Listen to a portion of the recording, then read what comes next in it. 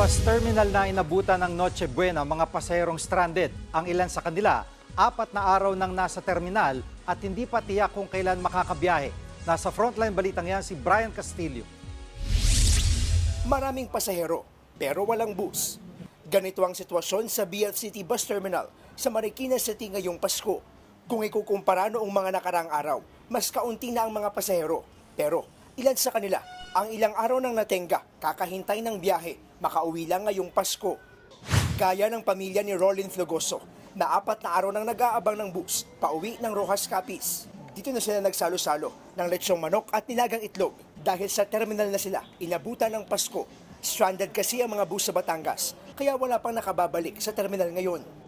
Gustong-gusto na nga ng mga mama ko na umuwi na kami. Eh, wala kaming magawa, hindi kami makapagbiyahe. Okay lang kung kami lang dalawang mag-asawa, may mga anak pa ako. Mahirap talaga. Kaya ang huling perang kinita, halos ubus na raw. Hindi pa man sila nakauuwi ng probinsya. Basta sama-sama lang po kami magpamilya. Kahit walang handa, importante magkasama.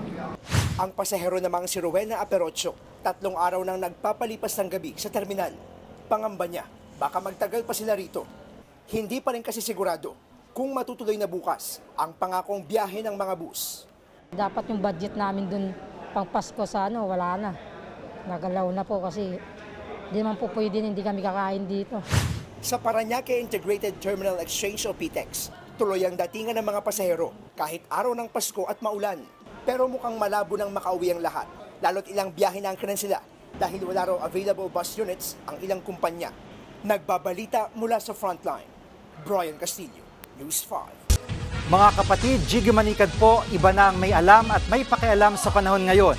Para sa konkreto, kumpleto at komprehensibong balitaan sa Frontline, mag-follow at mag-subscribe sa social media pages ng News 5.